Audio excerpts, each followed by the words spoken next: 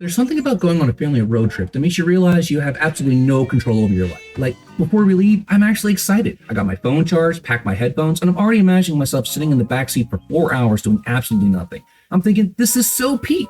I'm going to listen to my own music and watch imaginary parkour running across my car. But that's what I think. Then I get in the car, and immediately I remember I'm traveling with my family, which means my plans are basically suggestions. Because once that car starts moving, I'm done for my life. Because every family road trip has that one moment where you think, yup, we're fucked. And usually it starts with something completely harmless, or at least that's what you think. Because the second a family gets into a car, the person in the driver's seat automatically becomes the DJ. And if that person is your dad, you're already finished. He'll scroll through his phone for 5 minutes, skip about 30 songs, and then suddenly go, this one. And you already know you're about to hear something that sounds like it was recorded through a telephone in 1974. The song starts playing, your dad is immediately loving it. He's tapping the steering wheel, nodding his head. He's singing along to lyrics that aren't even words anymore.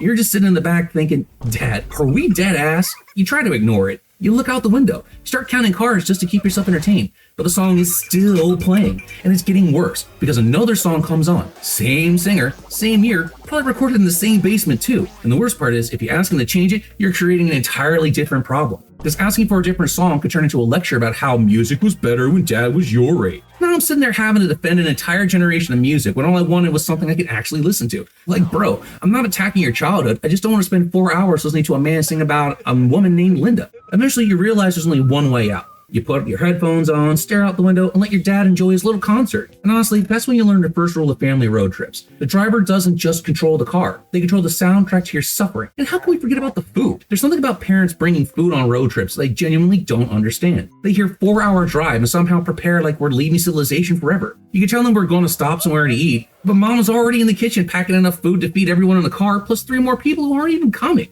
And it's never just normal road trip food either. There's always a sandwich wrapped in something, fruit in a container, chips, drinks, and one mysterious box that you're too scared to ask about. Then the car starts moving and eventually somebody opens up the food. And that's when the smell hits. You know that smell when someone opens food inside a car and suddenly the entire vehicle belongs to that meal? You're just sitting there, trapped with it, watching the smell slowly take over your life. Here's the stupid part. I always go like, nah, I'm not gonna eat this. Then 10 minutes later, I hear a chip packet opening 3 rows away. Suddenly, I'm more interested than I've ever been in anything. Now I'm sitting there watching everybody eat, pretending to look out the window while secretly monitoring the food like it's the final piece of bread on earth. When I ask for more, I'm reminded that apparently I wasn't hungry. Yeah, Mom, that was before I smelled it. I've evolved since then. But apparently that's not how it works. And then my siblings take some of my chips. That's when I immediately forget about being hungry, because how are you going to take food from someone who just got denied food? Now that's personal. And parents always say they bring food because it's more convenient. Convenient for who? Because I'm pretty sure I spent more time arguing over the food than I would have spent eating at a restaurant.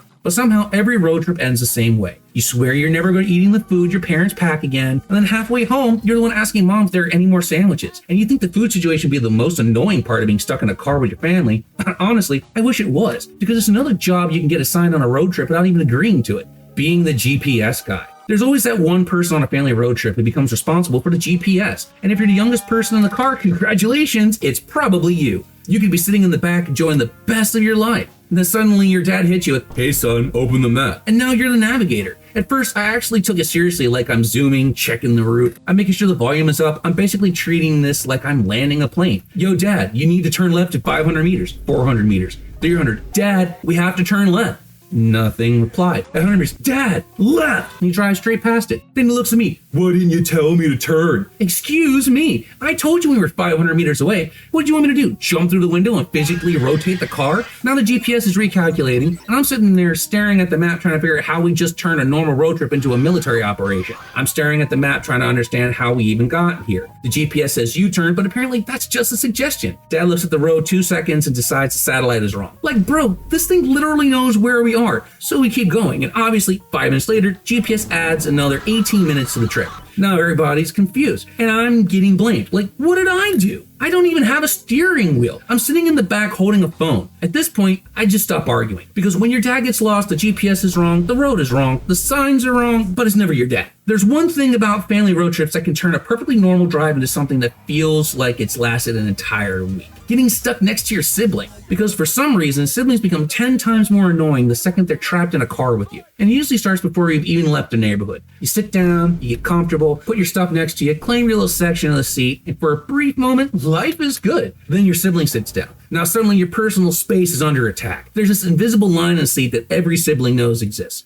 Both of you know exactly where it is, and within 10 minutes, they've crossed it. First it's a shoe, then knee, then half of their body is in your side. And when you tell them to move, they always hit you with the same response, I'm not even touching you. Meanwhile, their entire leg is basically lining up my zip code. So you push them back over. 5 seconds later, they're back in the same position. You push them again. They're back again. We're not even traveling anymore. We're just having a border dispute at 70 miles an hour. Then comes the boredom. And this is the part that scares me. Because when a sibling says, I'm bored, and you think it's finally over, man, let me tell you a secret fact. You can never be happy when your sibling is with you, because that was a warning. Now that you're looking around the car for entertainment, and unfortunately, you're the entertainment. Suddenly they're asking questions, not normal questions either. Questions nobody on earth knows the answer to.